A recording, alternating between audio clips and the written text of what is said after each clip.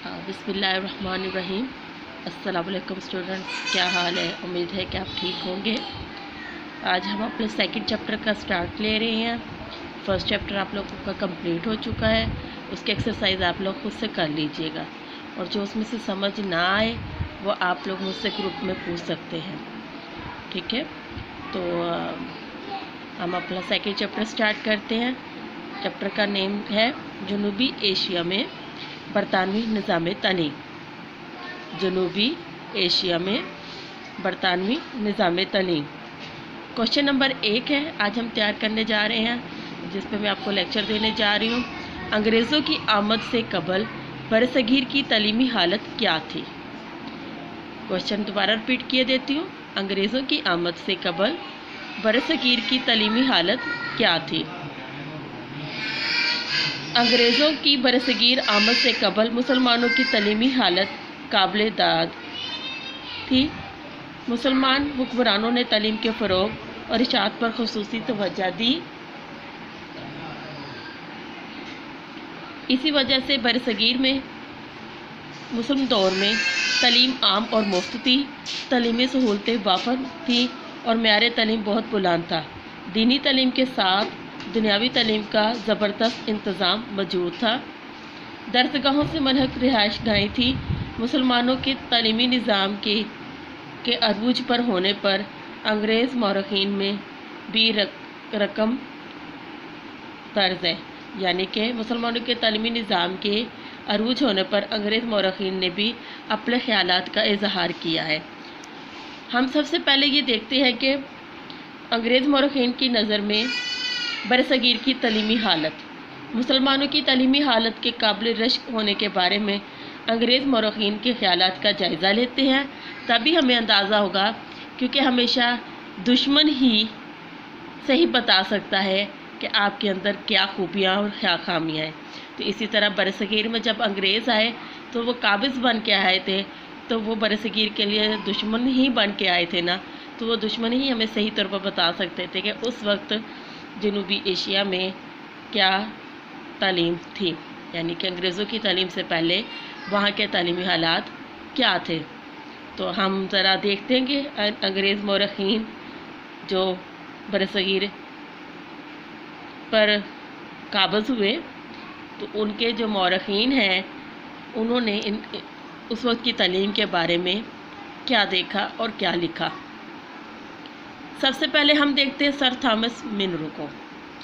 Sir Thomas Munro ने 25 जून 1822 को अपनी रिपोर्ट में एतराफ़ किया।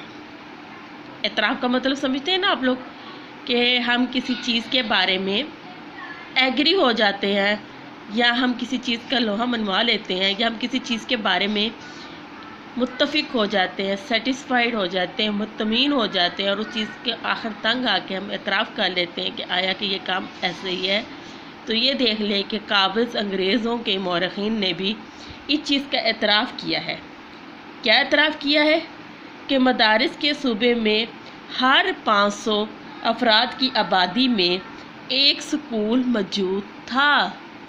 देख लें, सर थॉमस मिनरो का अपनी रिपोर्ट में एतराफ़ है कि मदारिस के सूबे में, मदारिस एक कहना वो सूबा, उसमें हर 500 अफराद के लिए, यानी 500 अफराद के लिए की आबादी के लिए एक स्कूल जो है वो मौजूद था, और आबादी का 1/3 लोगों को स्कूलों की सहूलतें दस्तयाब थी, यानी कि कुल आबादी की 1/3 लोगों को स्कूलों की सहूलत दस्तयाब थी। इससे साबित हुआ कि अंग्रेज़ों की आमद से कबल बरसगीर की तालीमी हालत बहुत शानदार थी, बहुत एक्सीलेंट थी। फर्स्ट चैप्टर में भी हमने ये चीज़ें देखी कि मुसलमानों ने बरसगीर में या जनूबी एशिया में, या उसमें उनके जो रोल है वो कितना इम्पोर्टेंट था और किस तरह उन्होंने तालीम के लिए काम किए थे। वहाँ के हुक्मरान अपना ज़्यादातर टाइम एजुकेशन की तरफ सर्व करते थे। अब हम नेक्स्ट मौरख़ीन को देखते हैं। नेक्स्ट मौरख़ीन है आर.वी. पुरोलिकर। आर.वी. पुरोलिकर के मुताबिक, अकॉर्डिंग टू आर.पी. पुरोलिकर, ہندوستان میں پڑھے لکھوں کا تناسب اتنا ہی ہے جتنا یورپی ممالک میں ہے۔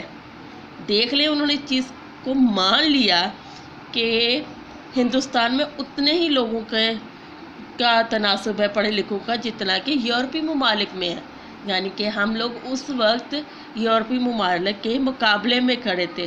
لیکن آج ہم اپنے ملک کی حالت دیکھ لیں یا انڈیا کی حالت دیکھ لیں تو ہمارا ایجوکیشن سسٹم جو ہے اور ایجوکیشن ریٹ کتنا کم ہے۔ لیکن تب جب ہندوستان میں مسلمانوں کی حکومت تھی تب کا نظام تعلیم اتنا اچھا اور اتنا مؤثر تھا کہ آروی پرولیکر کے مطابق ہندوستان میں پڑھے لکھے لوگوں کا تناسب اتنا ہی ہے جتنا یورپی ممالک میں ہے۔ اب نیکسٹ ہم دیکھتے ہیں مسٹر آرلینڈ کے مطابق مسٹر آرلینڈ پنجاب کی تعلیمی حالت کے بارے میں اپنی رپورٹ میں لکھتے ہیں کہ تعلیم یہاں عام ہے، مسلمان، ہندو اور سکھ سبھی تعلیم حاصل کرتے ہیں۔ کیا کہہ رہے ہیں وہ؟ کہ تعلیم یہاں عام ہے، مسلمان، ہندو اور سکھ سبھی تعلیم حاصل کرتے ہیں، البتہ اساتذہ سب مسلمان ہیں۔ بیشتر اساتذہ بغیر کسی معاوضے کے تعلیم دیتے ہیں۔ یہ مدارس اوقاف کی آمدنی سے چل رہے ہیں۔ لڑکیوں کے لیے جداگانہ اسکول موجود یعنی جداگانہ اسکول ہیں۔ مسٹر آرلینڈ پنجاب کی تعلیمی حالت کے بارے میں اپنی رپورٹ میں بڑے واضح لکھتے ہیں کہ تعلیم یہاں عام ہے، ہندو، مسلم اور سکھ سبھی تعلیم حاصل کرتے تھے، البتہ اساتذہ مسلمان تھے۔ بیشتر اساتذہ بغیر کسی معاوضے کے، بغیر کسی تنخواہ کے، بغیر کسی لالچ کے تعلیم دیتے تھے، اور یہ مدارس اوقاف یعنی ٹائم ٹیبل کی اوقاف جو ہوتے ہیں نا ان کی آمدنی سے چل رہے ہیں، اور لڑکیوں کے لیے جداگانہ اسکول ہیں۔ اب انگریزوں کی آمد سے پہلے یہ دیکھ لیں کہ وہاں اسکول جو تھے لڑکے لڑکیوں کے علیحدہ علیحدہ تھے، ٹھیک ہے۔ اس کے بعد ہم دیکھتے ہیں sir William Hunter. According to sir William Hunter کے مطابق یہ ورڈ ہے سر ولیم ہنٹر، ٹھیک ہے۔ سر ولیم ہنٹر کے مطابق ملک پر ہمارے قبضے سے پہلے ملک پر یعنی کہ ہندوستان پر ہمارے قبضے سے پہلے مسلمان نہ صرف سیاسی اعتبار سے بلکہ علمی اعتبار سے ہندوستان میں بڑی قوت رکھتے تھے۔ ان کا نظام تعلیم اعلیٰ درجے کی ذہنی تربیت دیتا تھا اور یہ ہندوستان کے دیگر تمام نظاموں سے بدرجہ بہتر تھا۔ اب آپ دیکھ لیں گے کہ ایک ایسی شخصیت جن کے بارے میں سائیکالوجی میں ادھر ادھر بھی بڑا کہا جاتا ہے کہ بڑے اچھے مورخین ہیں، ان مورخین کی جو آبزرویشن تھی، جو ان کی جو رائے تھی یعنی سر ولیم ہنٹر کی، کہ جب ہم ملک پر یا ہندوستان پر قابض ہوئے تو وہاں مسلمان سیاسی طور پر بھی بلکہ علمی اعتبار سے بھی ہندوستان میں ایک بڑی قوت رکھتے تھے، یعنی کہ مسلمان جو تھے وہ علمی اور سیاسی طور پر بڑا بلند تھے، ان کے پاس بڑا اچھا نالج تھا، اور ان کا نظام تعلیم اعلیٰ درجے کی ذہنی تربیت دیتا تھا، یعنی کہ ان کا سسٹم آف ایجوکیشن اتنا پاورفل تھا کہ وہ وہاں کے اسٹوڈنٹس کی ذہنی تربیت کرتا تھا اور ہندوستان کے دیگر تمام نظاموں سے بادرجہ بہتر تھا، یعنی ہندوستان کے باقی بھی نظام تھے، باقی بھی ایجوکیشن تھی، اس کی نسبت وہاں کا جو ہندوستان میں مسلمانوں نے جو تعلیمی نظام قائم کیا ہوا تھا وہ بہت حد تک بہتر تھا۔ انگریزوں کی آمد سے قبل برصغیر کی تعلیمی حالت کو دیکھنے کے لیے ہم یہی دیکھ سکتے تھے کہ انگریز مورخین کی نظر میں برصغیر کی تعلیمی حالت کیا تھی۔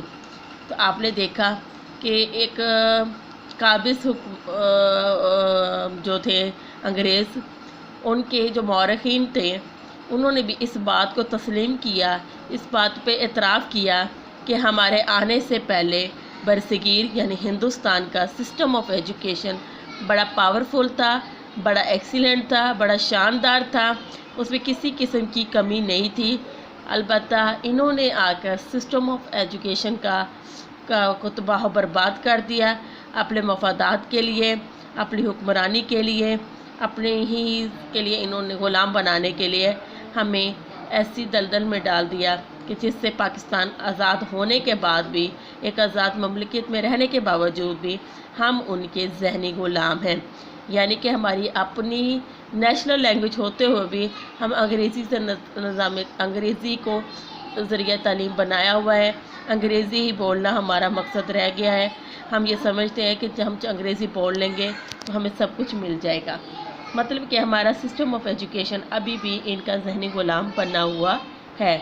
लेकिन अब ये देखें कि अंग्रेज़ों की आमद से पहले मुसलमानों में ज़रिया तालीम फ़ारसी और अरबी था, यानी उनकी अपनी मदर लैंग्वेज में था। उसके लिए उन्हें किसी और ज़बान का सहारा लेने की ज़रूरत नहीं थी। लेकिन हम जितने तरक्की याफ्ता हो रहे हैं, हम उतने ही तरक्की पजीर हो रहे हैं। हमारी तरक्की का मेयार तभी हो सकता है कि जब हमारे अपने मुल्क में अपनी कौमी ज़बान को अरूज दिया जाए, फ़रोग़ दिया जाए, फिर हमारा सिस्टम ऑफ एजुकेशन जो है वो अच्छा होगा और हम इंटरनेशनल लेवल पे अपना 100% लिटरेसी रेट जो है वो शो कर सकते हैं। हम इन मौरखीन की को ज़रा इनके बारे में देखते हैं कि इन मौरखीन ने जो अपने बयानात दिए हैं, जो अपनी राय दी है, उनके मुताबिक हम इनकी रिपोर्टों की असेसमेंट करते हैं, इनका अंदाज़ा लगाते हैं कि वो क्या थी। इन मुख्तलिफ़ रिपोर्टों से अंदाज़ा होता है कि मुसलमानों की तलीमी हालत काबिल रश्क थी। मैंने आपसे कहा ना कि बड़ी एक्सीलेंट थी, शानदार थी। तो अगर हम इनको इन मुख्तसर या चंद अल्फाज में अगर उसका ज़िक्र किया जाए तो हम बड़े फ़ख्र से ये बात कह सकते हैं, बड़े उससे, कि मुसलमानों की जो तलीमी हालत वो काबिल रश्क थी। यहाँ तालीम मुफ्त और आम थी, और आज की तालीम मुफ्त नहीं है और ना ही आम है। असातिज़ा तालीम को सदका जारिया समझते थे और बग़ैर तनख्वाह के तदरीसी ज़िम्मेदारियाँ अदा करते थे। यानी कि तब के असातिज़ा का इतने थे कि वो कोशिश करते थे कि वो अपनी खिदमात जो हैं वो सदका समझ के करें और बग़ैर तनख्वाह के वो अपनी तदरीसी ज़िम्मेदारियाँ अदा करते थे। ये एक बड़ी बात है, ठीक है। तालीम हुकूमत की ज़िम्मेदारी थी। कोई शहर या गांव ऐसा ना था जहां कोई मदरसा मौजूद ना हो। ये भी देख लें कि उस वक्त हुक्मरानों ने तालीम की ज़िम्मेदारी अपने सर पर ली हुई थी, और उस वक्त कोई शहर या गांव, कोई कस्बा, कोई इलाका ऐसा ना था जहाँ पे उन्होंने मदारिस कायम ना किए हों। हमने प्रीवियस लेक्चर में चैप्टर नंबर 1 में जब लास्ट लेक्चर मैंने आपको दिया था तो मैंने उसमें बताया था कि इन्होंने किस किस किस्म के मदारिस कायम कर रखे थे। इवन कि इन्होंने मसाजिद को भी मदारिस के तौर पर इस्तेमाल किया था कि फजर के बाद और ज़ोहर तक, यानी जो घंटे फ़ारिग रहता है वो मदरसा या मस्जिद, उसके अंदर भी एजुकेशन दी जाए। यानी इन लोगों का विजन इतना अच्छा था कि उन्होंने मसाजिद को भी तालीम की नज़र से लेके आया और तालीम के लिए उन्हें इस्तेमाल किया।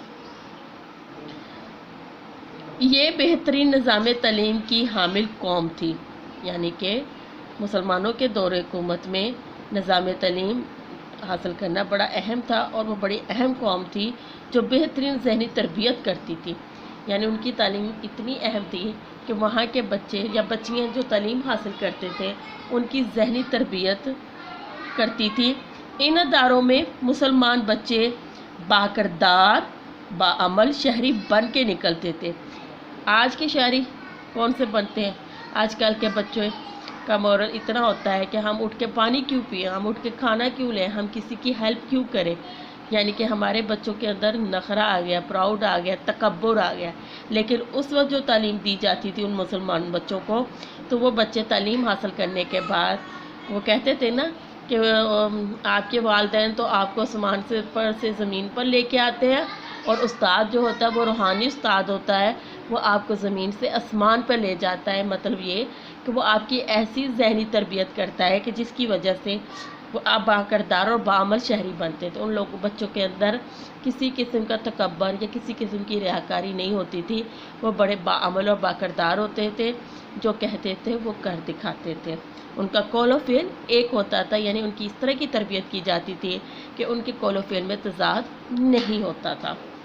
हर निज़ाम तालीम रज़ाए इलाही की बुनियादों पर इस्तवार था, यानी वहाँ का जब सिस्टम ऑफ एजुकेशन था वो सिर्फ़ और सिर्फ अल्लाह ताला की रज़ा का हसूल था, अल्लाह ताला की खुशनुदी हासिल करने का हसूल था। लेकिन अंग्रेज़ ने आकर इस निज़ाम तालीम का ख़ात्मा कर दिया।